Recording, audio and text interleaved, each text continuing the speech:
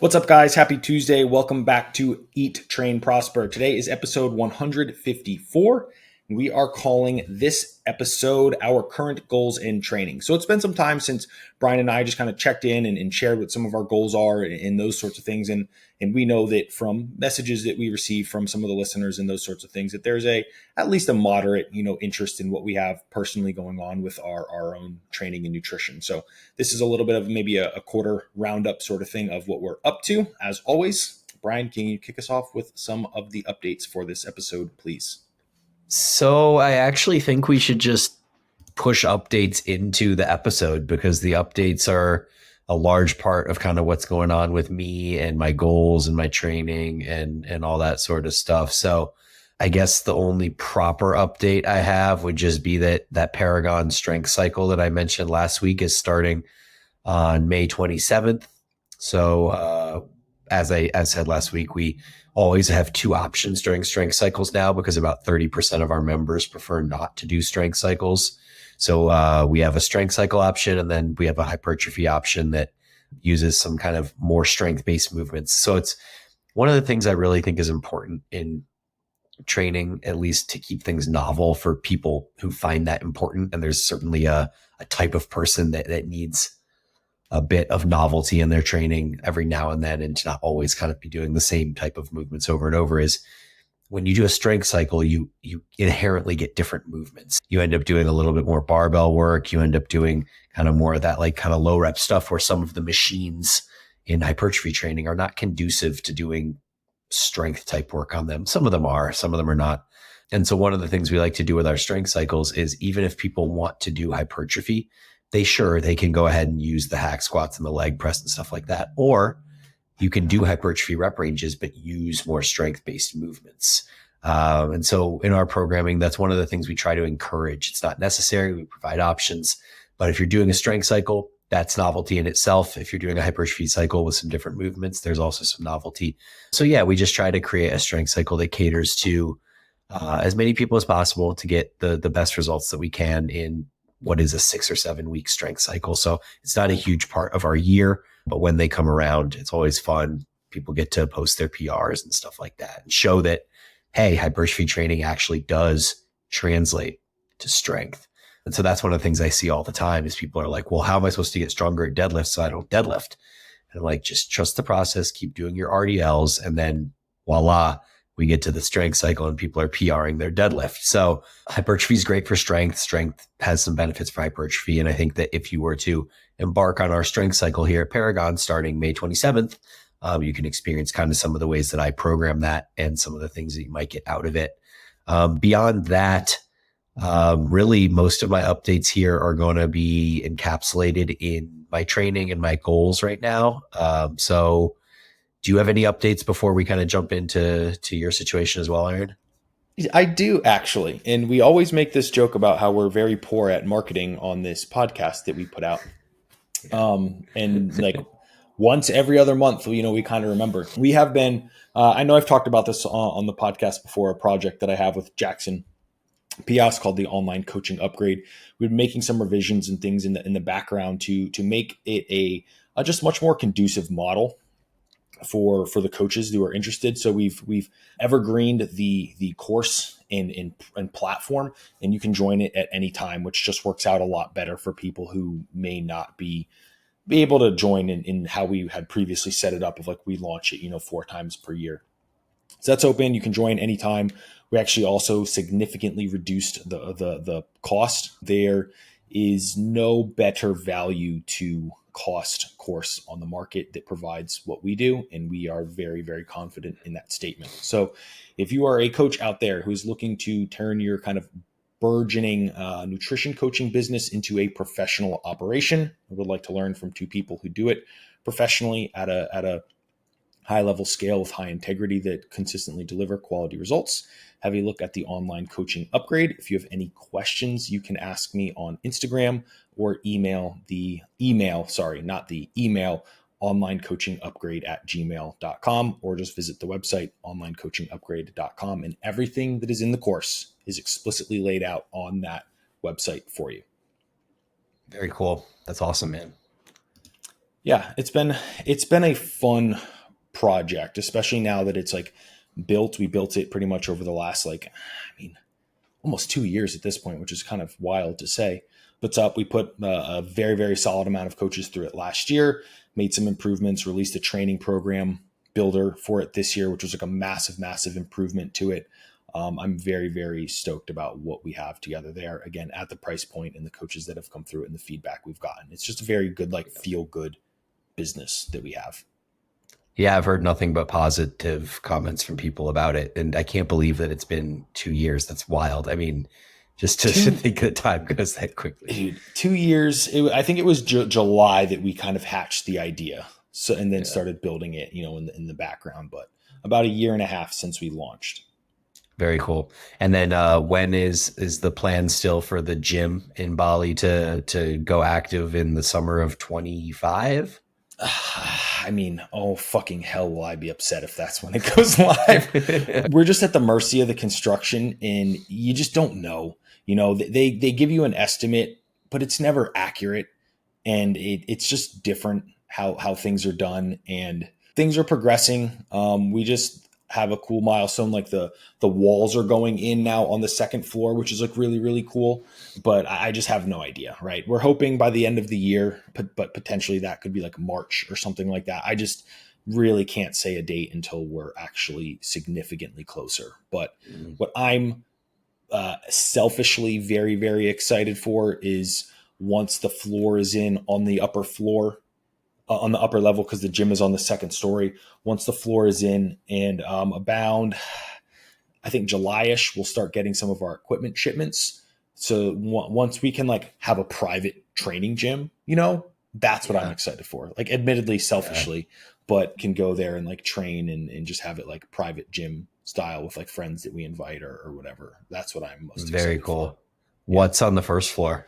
First floor is 2 locker rooms, obviously like a chill kind of hangout area with like a little bit of a cafe, and then the recovery center in the back, which is going to have massive sauna, hot tub, steam room, cold plunge, all in the back there. Yeah, and then Sweet. a pool on the behind that. Sweet, love that. That's it for personal kind of stuff before we dive into Cool. the meat and potatoes. Yeah, so the episode is our goals and our training, and the notion of goals is one that I think expands beyond training itself. And so as the first thing I want to talk about, and this probably could have gone into updates as well, but it is a goal of mine too, is I started a new Instagram page, and it's called A Lifter's Life Story, about as simple and obvious as you could go. But I have long been considering writing a book of sorts, an autobiography. I don't want it to sound egotistical, as if I feel like I have so much to say and teach people, because I'm sure that that's going to grow over time. I always feel like there's a point later in life where you have a lot more to disseminate in your message than you do earlier in life. And I feel like I'm at that kind of middle stage. Like it's always kind of weird to me when you get a guy who's like in their late 20s that writes an autobiography or something like that. And I'm like, yeah, I feel like there's probably a lot more to learn that you're going to look back on and feel like, you could have included in there. And so I feel like at 40, I'm at this point where I definitely have a lot of information to disseminate, and I think it would be helpful to people, but I also don't want to come across egotistical, and that I think that, this is some personal growth page that's really going to change people's lives. It's more about me wanting to tell my story. And so given the current state of my life, where I feel like I just, with 2 kids and businesses to run and all these things, plus my current athletic goals, I didn't want to commit to writing a book. It seemed overwhelming to me. But this idea of I could put out daily 2,200 characters on Instagram in a chronological manner really was appealing to me.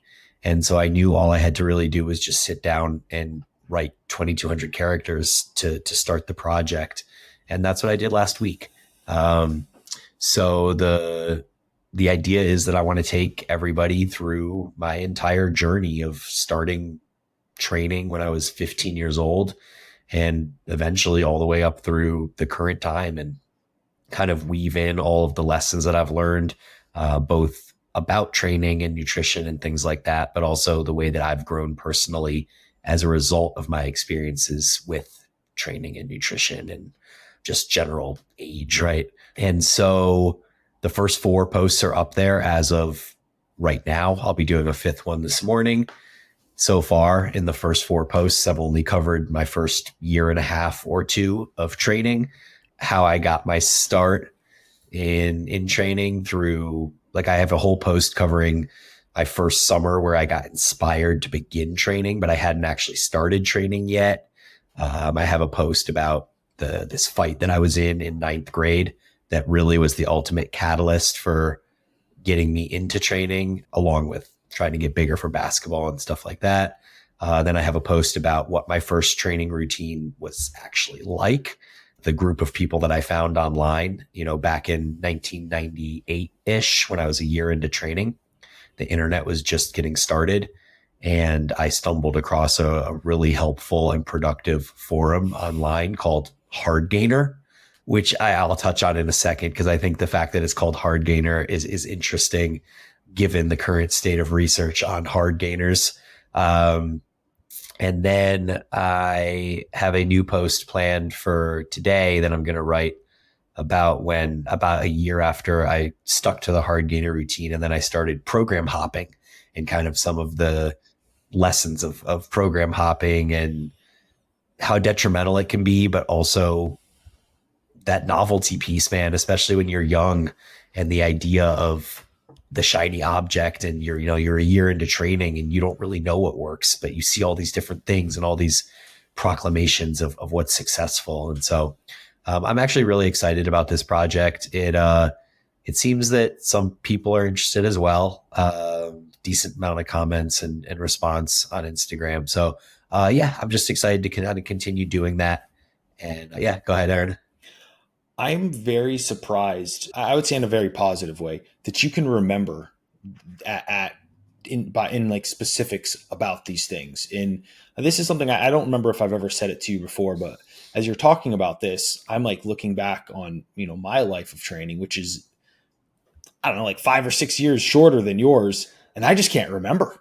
I remember like kind of times and events, but nowhere near to the specifics. Like if I had to write stuff about my first like 3 years training, through high school, I just don't remember enough, really. And so I'm really impressed. I would say more than anything, you can remember the specifics of it so well. Yeah, thank you. It was quite transformative for me. I think a lot of people, like, I don't know, I don't want to put words in your mouth, but I think for you, it was mostly started as part of sports teams. Is that right? Yeah, we had to. If you wanted to play football, you had to show up to lift. Yeah. So for me, it was different. Like, I did eventually realize that training was going to be super beneficial for me in basketball, especially being like a short white kid. But a lot of my motivation to begin was, covered in the posts if you guys want to check them out. But basically, meeting this guy at the beach who had started training and watching the way that the girls responded to him after 1 year of training. Like, he was 14 or 15 years old, and just watching him from the prior year when he was like this pudgy prepubescent kid to a year later seeing him at the beach, and he's like this transformed dude with all this confidence, and girls around him all the time. And as a 14 or 15-year-old kid, that's obviously enticing. And then to come back to school and really want to begin training, but being so busy with sports, and then having this one moment where I got in a fight with this kid in my class, and we're like on the ground wrestling, literally in the middle of science class, because of a comment he made about how I'm holding baby fat. He called me the Pillsbury Doughboy, or he was comment like, I think the comment exactly was, "You think you're an athlete, but you're more like the Pillsbury Doughboy." And at that point, I turn around, I push him, we're on the floor, we're whatever, doing the thing. And then literally like the next day I began training. And so it's just, I have so much memory of how profound this was in my life. And then the rabbit holes that I went down from there, as far as finding this website, which I do want to talk about real quick. So the forum that I found when I went on the internet to begin searching was the Hard Gainer forum. And I was referencing how this is an interesting name for it, because if you look at the research right now, there's actually an episode that just came out from Iron Culture that's called something along the lines of like, do hard gainers need more volume, or something along those lines. And if you look at the research right now, if you're considered a hard gainer, they throw more volume at you, and then you're no longer a hard gainer. Basically, like non-responders in training are just getting too little volume. And if you give them enough volume, they're not non-responders anymore. If you look at the hard gainer philosophy, their whole motto from the late 90s was born in this idea that hard gainers need lower volume and need abbreviated training programs, because the higher volume programs that work for responders just don't work for hard gainers. They need more food and less training, but more stimulus per session. So their training, is 1 to 3 top sets of a few compound movements. The program that I outlined in my very first, or in my post about my first training program, it was literally 2 days a week, full body. And I was like 20 rep squats, bent over rows, bench press on one day. And then the other day was deadlifts, pull up, bench press, and overhead press. So there's 3 or 4 exercises each day, 1 or 2 top sets of each, basically everything to failure. And that is the abbreviated hard gainer approach. And if you look at this group of people online, they are really strong, maybe not the most aesthetic, if I'm going to be honest. I think the hard gainer approach has done a really good job of creating really strong people, prioritizing compound movements, lifting in the 1 to 8 rep range for the most part, everything to failure. And a lot of these guys are really, really strong, like, benching 365 for reps, deadlifting one guy on the board deadlifted 405 for 20 with a stop at the bottom each rep, back squatting 405 for 20s with breathing squats, things like that. Like, these are really, really strong humans, and strong humans do have a lot of mass. But I think that the goal behind this was less aesthetic driven and more strength driven. So a lot of these guys also tend to hold more body fat, because body fat powers strength. And so for me, at least, getting started in training, this was a really, really great approach for me, because I was a teenager. I was playing 3 sports in high school. I had friends. I wanted to go out and be social. Like, I didn't want my life to be consumed by training, but I wanted to start training. And so this 2 times a week abbreviated program, 45 minutes maybe each session, was great. And I made progress on it. And it's just unique. It's different. Most people would never look at that in the current science-based community and think of this as even a viable approach. But it's intrigued me, kind of going back and reliving these memories. And I've even gone and found the new updated version of the Hard Gainer forum, which is now on Facebook. It's off of the board that it was on in the late 90s, and it's now a Facebook forum. And so I posted that I'm doing this recollection, and it brought back memories, and it was nostalgic. And a number of guys have reached out to me now and been like, dude, I remember you from like the late 90s on the board, which is insane that there's guys 25 years later that are still following the same philosophy, that remember me from like the 2 years I spent on that board in the late 90s. And it's just been really cool. I'm excited to just continue this lifter's story on Instagram, continue racking my brain for the memories that I have, and taking you guys through the journey as I kind of move away from the hard gainer approach into more typical bodybuilding approaches, into the latter years of high school, into college, into the years of CrossFit that followed that, and then now to the current state. So, I mean, hopefully there's 500 posts that I can make before I even get to anything that's current, Yeah, that's really cool. I have to follow it, which I haven't done. I'm in this thing where, because I'm in Asia now, where like Instagram like will separate you from your friends, and that one's one thing that like kind of sucks sometimes. Okay, so kind of shifting over to some of my updates and goals, and this is something that we haven't, I believe one episode we very, very briefly kind of touched on, but I think it was a number of weeks ago. I'm in a build right now, in I guess technically my first off season. I believe I've shared, but potentially I didn't. I don't remember that. I'm currently planning on doing some competing in men's physique in the NPC IFBB, depending on which country and in the colloquial terms there, at the end of the year in November. So that's kind of the big goal. With that goal, as of April 1st, so about five and a half weeks ago, my testosterone use has bridged from the TRT range into what we can only call PEDs. Ironically, I feel no different, which I was really, really surprised by, even though from a milligram dose, it is considerably higher. I feel no different. It's really, really, really wild. I think with this kind of exploration phase of my life, there's a lot of things that I don't want to say tell yourself, but think, and you're formatting these off of, things that you've heard from other people and that sort of thing. And so much of it has been so different, which has been very, very interesting. And the only thing that I can say there is so much of it is a hugely individual response. And unfortunately, you may never really know until you dip your feet in those waters, should you ever decide to. Not saying for, not saying against, but I will share that I was someone I tried to really over prepare myself and learn everything that I possibly could and what I would do and all these things beforehand, because honestly, I was very, very afraid. I'm glad I took that approach, but thus far, things have been very, very uneventful, to say the least there. So with that, pushing my body weight up, I tied an all-time high this morning of 223.2 for this build. I have to put on approximately another 8 to 10 pounds. So about 230, 232, somewhere in that range is what we're kind of want to get up to, so that I'm big enough to be competitive when I'm, stage lean. Yeah. What are you hoping to stand on stage at if you're going to get up to the 230 mark? 95. 95 kilos would be 210, about 209. Yeah, like 209. Yeah. Yeah. Interesting. That's going to be massive. That's about what you see the guys at that are on the Olympia stage right now on men's physique, right? I mean, the classic physique, I think, has a 225 cutoff. Maybe I'm wrong on that. Something like that. It's all based on height.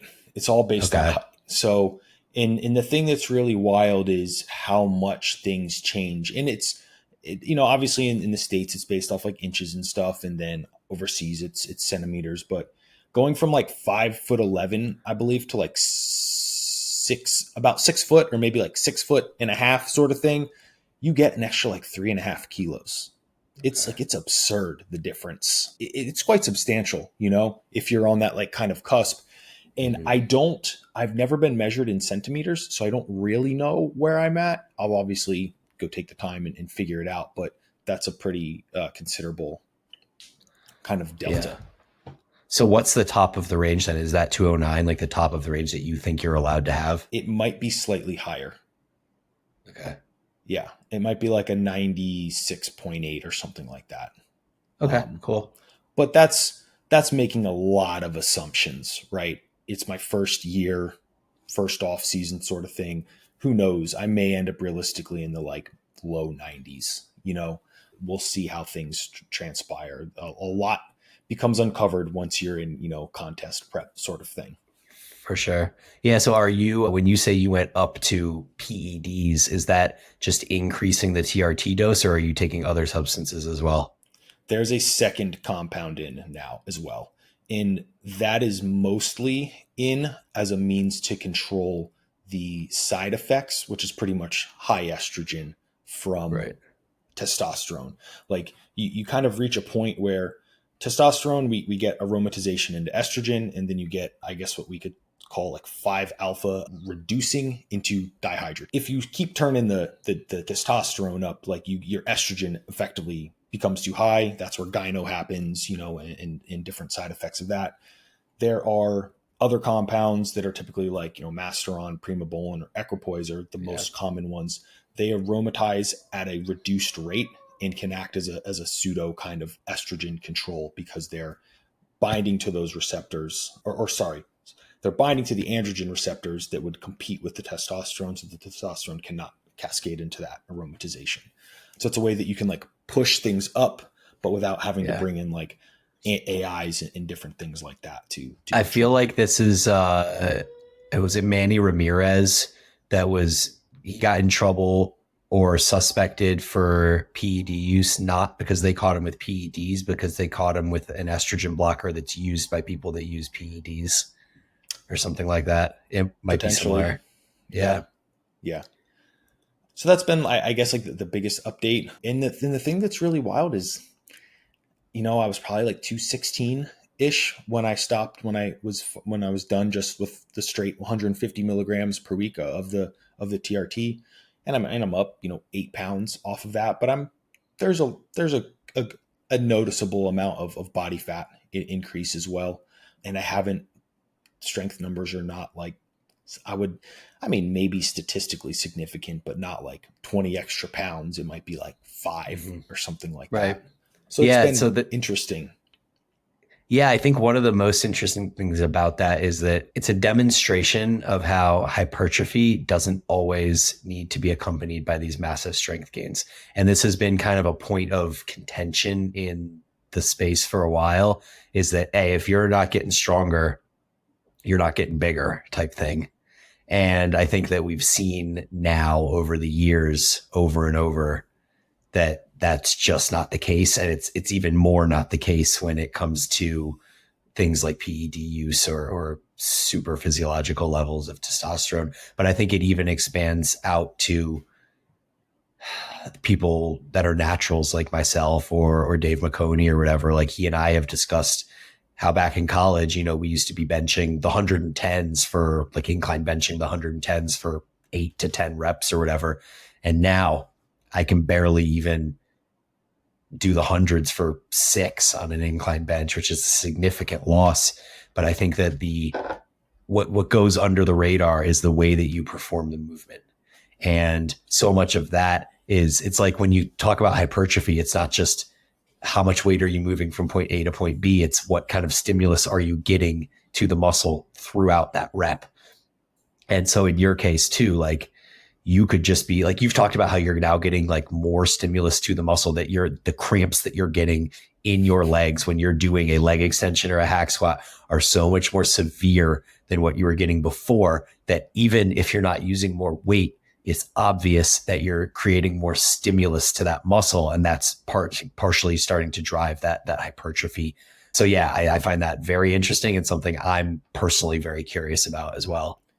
Yeah, I wish I could speak more intelligently about it. And unfortunately, it's one of those things like we're never going to get research on, because a lot of the compounds and stuff are not FDA approved, and there's, ethics and all that stuff. But so it's really just speculation in people's opinions.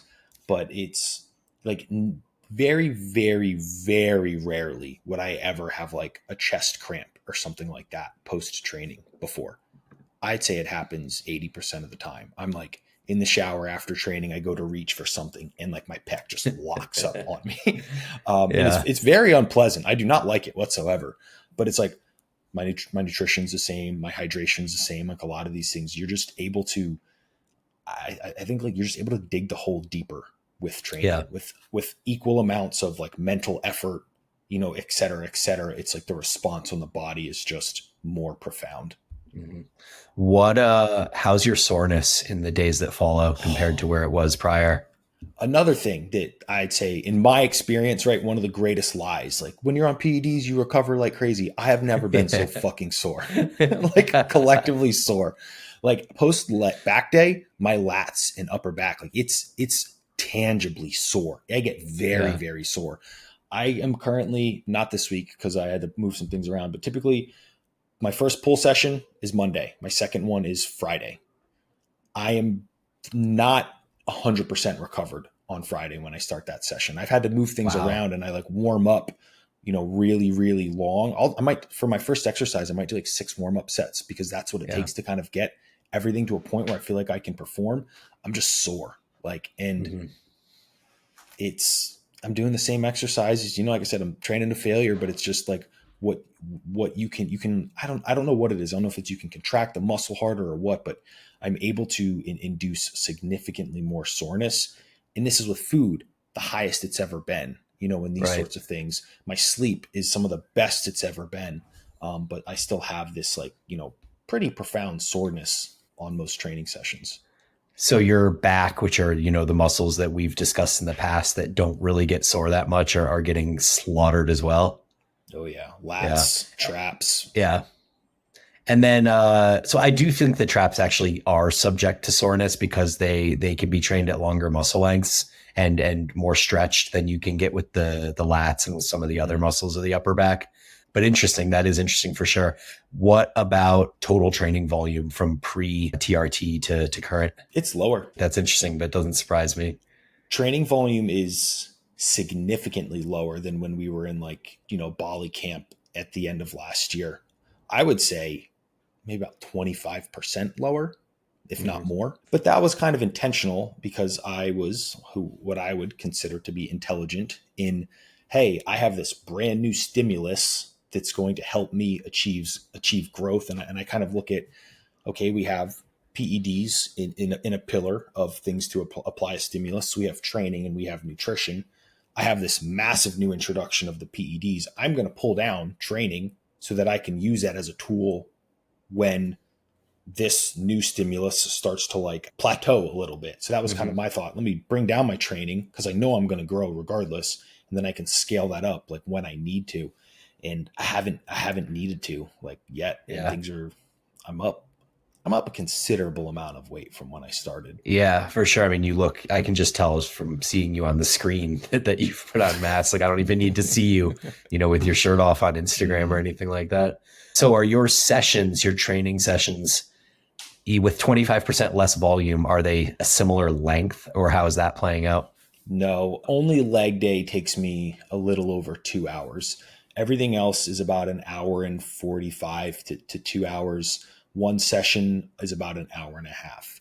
And the real reason there is I just have the time, and if it's if I'm really being honest with everyone, if I'm not at the gym, I'm at home working and I have the time to spend. So I was in a perfect world, I do 1 year of bodybuilding and I'm done. That's the goal. I get 1 year and I'm done.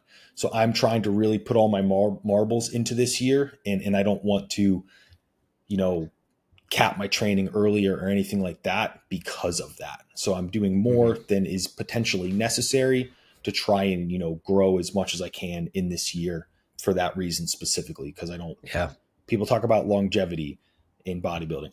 There is no year 4, year 5 for Aaron. It's year 1, year 2. That's it. Interesting. And do you have any idea just on a general level, how many work sets you're doing in a typical session? I try to program about 8 exercises on most days. Some days it might be 6 or 7. And then most things have 2 sets. Some things have 3. So let's call it 8, 2, 16. And then maybe 2 of those exercises have 3. So maybe 18 total sets. Yeah. Yeah. I mean, that's about, I think for me, what I usually find is I can do about 10 to 12 sets per hour productively for work sets, because you still have warm-ups, you have rest periods, all that stuff. So yeah, that fits right into that, hey, hour 30, hour 45 type time frame. So yeah, makes sense. And then the last thing that I have that's pretty top of mind is I've reached a point where my body is starting to break down a little bit. And I don't know, my only good theory is that the amount of weight that I've put on in a short period of time, it's just stressful on the connective tissues. But I mean, both wrists and hands and stuff. I have trigger finger right now. Are you familiar with that? No. Lock this middle finger. It will instead of it moving smoothly, it will catch and lock and then snap. Ooh. I got that from, I was doing cable pullovers and I went to visit this new gym here to try it out. And they had shitty attachments. So I was death gripping an attachment to do my cable pullovers and and it just crushed my hands. And then the next morning it's been like that since. So that's one. Oh man. My elbows, the medial epicondyle, triceps tendons, the forearms on the outside are all super, super inflamed. I have this rotating back strain that just keeps popping up in my back. Fortunately, my knees feel great. That's like the only silver lining, which is like the thing that typically blows up for Always people. bothers you. My Yeah. knees Yeah. feel perfectly fine. Saturday, I was bending over to pick up the cats' food bowls to feed them, and my lower back just fucking locked up. Oh man. And that was, I fortunately yesterday went and I put this up on my Instagram story. I have like a couple body workers here. There's like one guy who he's like my big gun, but I mean, it's just so unpleasant. It hurts so bad. He's unrelenting just with the elbow, and it was just elbow in the glutes the whole time.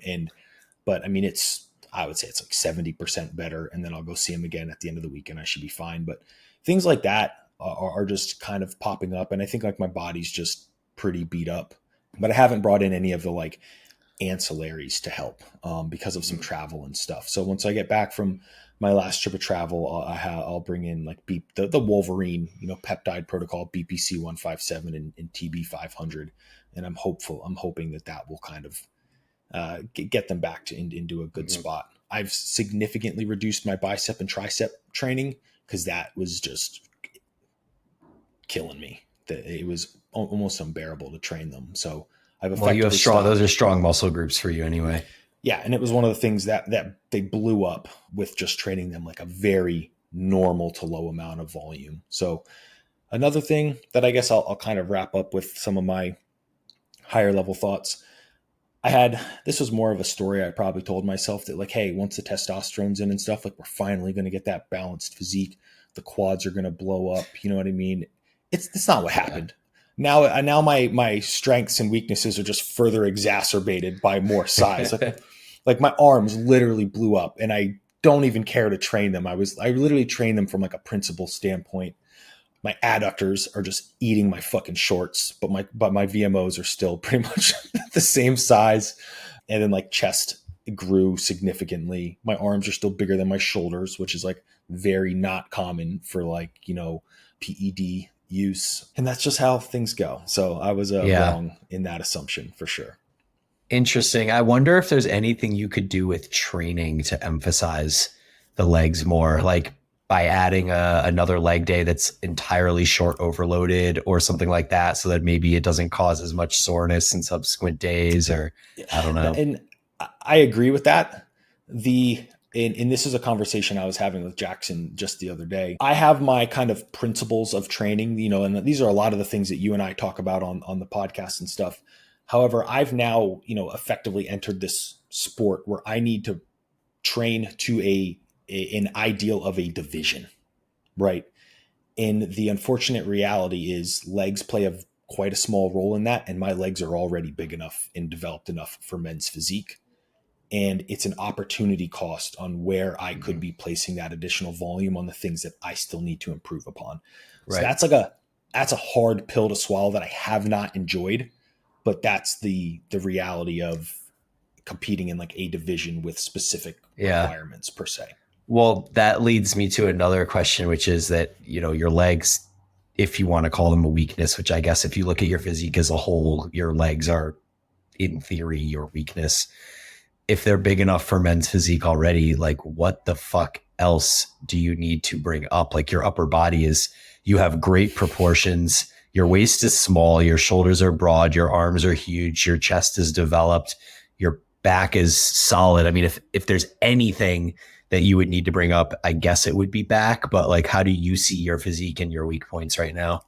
Back and anterior and lateral delt. The larger the lateral delt, right? The wider that. A lot of it's that V taper look, right? Right. And getting the.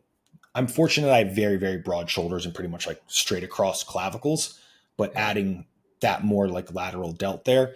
And then there's always a very common saying that like shows are won from the back. Right. And my back is a weakness, typically in the like middle back development, erectors, traps, and those sorts of things. Like putting us very, very strong emphasis on training my upper back, my mid back, like doing a lot of rows and stuff where I can bias like the lower traps and stuff a little bit more in that mid back area. Yeah. Interesting. Yeah. I guess I could see that. The saying shows are won from the back, I always thought was more related to bodybuilding, where it's the hamstrings and the glute tie-ins and stuff like that people are looking at as being from the back. But I guess that also encapsulates the actual back itself as well. Yeah.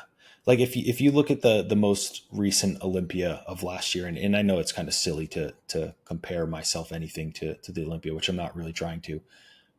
When they turned around, when they did the rear shot in men's physique, that's where Ryan Terry was like, he was ahead of everyone once they turned around. Yeah. Like his back was significantly better than almost everyone else's. And that's where it was like, oh shit, like that's a differentiator there. Mm-hmm. Cool. Well, that sounds great, man. I look forward to following along as you continue to go. And when's the show scheduled for, did you say? Right now, the plan is to do shows in November. Okay. So that would give me effectively building through May, June.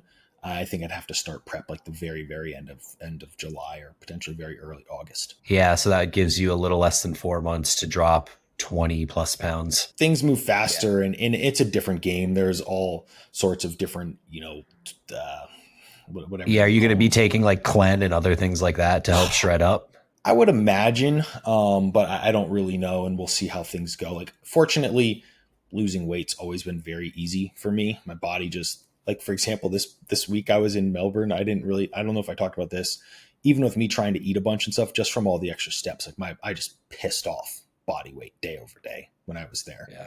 But we'll see. I have no idea. Won't know until we really get into the thick of things. Gotcha. Cool. Sweet. Well, I'm excited to follow along. As far as my training at the moment, y'all know that with it being bike season and everything like that, I have cut back to what was 2 times a week full body as my programming. And it had a pretty low volume of leg work in there as well, because I didn't want to be sore or fatigued for my bike rides. And I did that for, like, right now we're 6 or 7 weeks into bike season, as it started, late March, early April. And I just this week switched my training from the 2 times a week full body to a 3 times a week, but 2 upper body sessions and 1 lower body session. Because what I found is that the 2 times a week wasn't giving me a lot of upper body stimulus. And I feel like with all of the leg volume that I was getting through biking, which is significant. I mean, the legs do get, I don't want to say they're sore, but they certainly get fatigued from it. And there's a lot of metabolites running through them. Like they burn during the bike riding, right? So there's something happening there, even though it's mostly concentric. What I decided to do was hit the 2 upper body days where I can fully focus on upper body and actually raise the rep ranges, because my upper body, I realized, like, I was doing everything in the 5 to 8 rep range, but my upper body, I think I'm starting to realize, is responding a little bit better to higher reps. Like, I haven't been sore in those muscle groups that we've talked about in so long. And so it's hard for me to parse out whether that's because I'm always training in the 5 to 10 rep range. And so my body is just adapted to that and repeated bout effect, and therefore I'm not getting sore. So then I changed my rep range to, now I'm doing like a 15, 12, 10, 8 or 12, 10, 8, 6. So it really is not so far different from that 5 to 10 rep range. It's just done in a different manner, and I'm shortening rest periods, and I'm focusing a little bit more on mind muscle connection and less on just, like, in the 5 to 8 rep range, everything is moving weight from point A to point B. Like, even if you try to focus on mind muscle connection at 5 reps, it's not exactly the same as focusing on mind muscle connection at 12 to 15 reps. And so the last 2 sessions that I've done for upper body have been this new kind of 15, 12, 10, 8 type approach. And I have been getting legitimately sore in all of the muscle groups in my upper body that haven't been getting sore. I've been getting lat soreness. I've been getting, like you described, trap soreness from upper, mid, and lower traps, rhomboid soreness, like really deep rhomboid soreness that stays there for a few days. My biceps, as I talk to you right now, all I did was 1 bicep exercise yesterday. It 15, 12, 10, 8. And 2 of those would be even considered work sets, because the 15 and the 12 are more like warm-up sets. And so I'm getting 2 work sets that are even in that rep range, that 5 to 10 rep range, the 10 and the 8. My biceps right now are legitimately sore. Like I go to straighten my arm and I'm like, ooh, like that right above the elbow kind of feeling, which I haven't had since I was young. And so being able to raise the rep ranges on upper body and feel like training is so much more productive for that area, especially because the upper body doesn't get worked at all in biking. I mean, aside from holding the handlebars, the upper body is useless basically. And so it feels really good and productive for me to actually be training the upper body in what feels like an effective manner. And then kind of alternatively to the way I'm training upper body, for my single lower body day, I'm doing the exact opposite. I'm staying in the 1 to 5 rep range for pretty much everything on lower body. And I'm making it more strength based because I feel like I have all of these endurance muscle fibers working with the biking that it seems silly to me to be doing sets of 8 to 12 plus reps on lower body when those similar muscle fibers, like obviously biking, I'm doing hundreds and hundreds and hundreds of RPMs.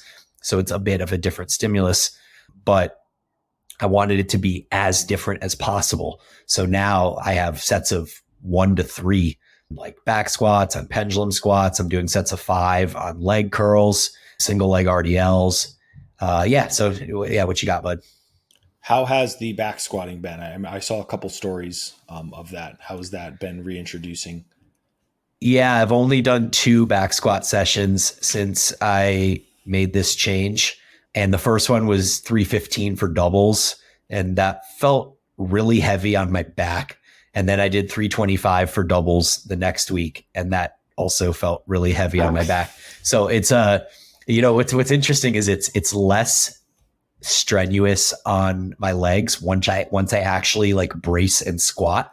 It's like I know my legs can handle it, but the whole big breath, unrack the bar, step back, set your feet, that is daunting. Like when 325 comes off the rack, because it's been years since I've experienced what that feels like, 325 felt really heavy on my back. Like I was like, oh man, like, can I even brace for this? Like it almost felt like I was limited by my ability to brace in my midline. But once I did brace and I went down to squat it was fine. Like I sit down, I stand up. It was pretty explosive. There wasn't like any grinding reps or anything like that.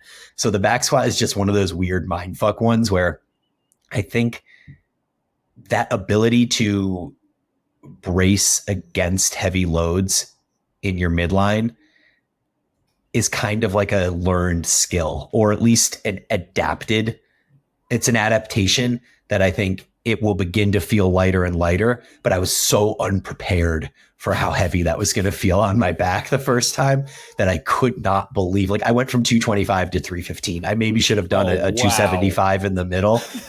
I know. Reckless. but like 225 didn't feel that heavy. And then I was like, okay, 315, here we go. And I was like, whoa, what the fuck? The first time I unracked it, I had to re-rack it because I was like, did I load that wrong? Like, is that 365 or something? I could not believe how heavy 315 felt on my back the first time. So that's been interesting. But doing sets of 2 has been great because I guess 2 reasons, but one is that it's just so unfamiliar to me that I feel like the adaptations are going to happen really quickly. And second is there is nothing that I do in my training that hits my adductors the way that back squatting does. Jordan Lips and I were talking about this, but like we both split squat or lunge, and there's a certain level of adductor that gets involved and stimulated through single leg movements, but it feels like it's a different adductor. Because there's like 3 or 4 of them, right? There's like a adductor magnus, adductor brevis, whatever. Whatever adductor is being stimulated through back squats is a completely different adductor to what's being stimulated through lunges and split squats. Because the first time I back squatted, they were cramping up so bad between sets that I literally didn't know if I was going to be able to do another set. I would have to wait like 3 to 5 minutes for the cramps in my adductors to alleviate before I could get back under the bar and go again. And then as soon as I did another 2 reps, it was that same kind of locking up feeling.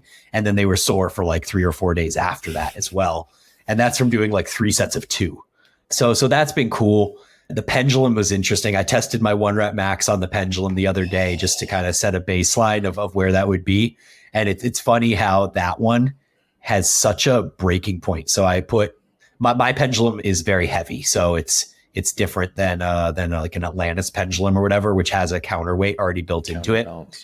Yeah, counterbalance. So I didn't use any counterbalancing or reverse banding or anything like that when I did it. And so I did a single at 135, and that moved really fast. And so I was like, gangster, let's go up to 160, which would be adding a 25 onto 345s. I got buried. Like literally I hit the bottom and I tried to come up and I made it about 2 inches and I could not move anymore. So I crawl out of the pendulum, I unload it, I get it back up to its starting position. I'm like, okay, well, I clearly couldn't do 160. Let's try 145, which would have been 345s plus a 10. And I barely made it up. So 135, it's like I flew up. 160, I got buried. And 145 was this sweet spot where I like barely made it up. I got through the sticking point. So I think what I'm going to probably do is stick to 125 or 135 and do doubles or triples there and try to build back up so that maybe in 6 weeks, if I can retest a 1 rep max, see if I can get that 160 that just buried me. But anyway, it's certainly not a hypertrophic approach to training, but my whole training right now, given the focus on biking, is not hypertrophic. It's very much about function and trying to be as fast as I can on the bike without losing everything I've built over the last 25 years. And I think this approach is going to be pretty effective for that, especially with the stimulus that I'm receiving in the upper body and then focusing more on strength for lower body. This actually is a way that the cyclists tend to do when they train a lower body, is usually in the lower rep ranges, because it's going to be significantly less fatiguing and disruptive on the actual muscle fibers themselves. So I'll stick with this for at least another 6 weeks and then, make whatever adjustments I feel like I need to make at that point as the biking continues to go. As far as the biking itself, I've realized that days off are crucial. I talked last week in the updates about how I had 2 weeks in a row where I was forced to train really hard for 4 days and then take 3 days completely off, and then 4 days really hard and then 3 days completely off, and how amazing it felt coming back onto the bike after those 3 days off. And I've noticed on a microcosm of that even taking 1 day off improves my performance the next day on the bike. And so I'm trying to be much more cognizant of that. And my initial plan was to build up to a point where I was on the bike 6 days a week. I think 5 is really the sweet spot there, because that either allows 5 on, 2 off, or 5 on with, a day off in between a couple times. So I think that's probably going to be where I land on that, which I'm actually excited about, that I don't feel like I have to do 6 days a week, because there's this whole allure around cardio training that the more you do, the better the adaptations are. And I think that you get a little distracted by looking at people that are doing this on a professional level, semi-professional level, whatever, and they're putting 20, 30 miles in per week, or 20, 30 hours per week. I mean, but I'm training 7 hours a week on the bike, or 8, or whatever it is. And there's no reason I can't do that over 5 days. Like I don't have to be on the bike 6 days a week to hit that amount of volume. So that's been cool. And then I've also been able to maintain my body weight thus far. I'm not surprised. It's still early. We're only 6 or 7 weeks in, but I'm still sitting at 194 as of this morning, which is basically where I started my biking journey. I've been eating a lot. I've been having to eat foods that are more palatable. Last night I went out to dinner with my mom and ate a 12-ounce steak, some fried potatoes, some veggies, had a few cookies for dessert, stuff like that. So, I mean, I'm just doing what I need to do to get the calories in. I had a guy Instagram DM me the other day and be like, dude, are you making sure you're eating like pizza and like really unhealthy food, so you don't lose weight? Cause if you're not doing that, like you at least should be doing that. And I was like, yeah, like I am. I'm having pizza like twice a week because I freaking need the calories and I'm trying to get them in. So for anyone wondering, I am doing everything I possibly can to fit as much food as I can into myself. And I think eventually that still will lead to me losing weight, but I'm going to ameliorate that as much as I can until the time comes that it's just inevitable. So everything feels good. Biking feels good. Sleep has been good. Heart rate variability, resting heart rate, all that stuff really in a good spot right now. And just kind of continue chugging along and see this thing through. So aside from that, The only other big update I have is that my Misogi is this coming weekend. So that is what I've talked about on prior episodes. It's basically my 17-mile hike that we're doing untrained, untrained in hiking. Like I've been biking and stuff, so my cardio should be there. But basically, it's a 17-mile hike across 5 of the peaks in Boulder or along the Boulder Front Range. And so, yeah, that's coming this Saturday, May 19th. And I'm just going to make sure that I don't train at all on Friday or Saturday, or at least Saturday before the hike. And most importantly, making sure that I have all my nutrition and water and electrolytes and extra pair of socks and moleskin. There's a few other things that I need to make sure that I have with me, but I'm excited for this adventure. It's definitely something outside of my comfort zone. I've never in my life tried to hike 17 miles with 6,000 feet of vert or whatever it is. So yeah, going with 3 other guys, and kind of excited to see how that plays out. I have a question about it. I'm very, very excited for next week to ask you questions about this. I think this idea is so cool. So it's you and 3 other guys, right? How, like, let's say what are some of the rules around the completion? Is it all 4 guys or nothing? How does that, tell me about that a little bit. Yeah, I think if anyone needs to opt out, they can just opt out individually, would be the way that I think it's going to play out. So we had one guy already back out. So one guy had a meniscus injury a number of years ago, and he went running the other day and re-aggravated it. And so we did have 5 guys. He opted out, and he just knew he wasn't going to make it. And he was probably the weak link of the group anyway. He trains the least of us as far as like biking or lifting or anything like that, you know?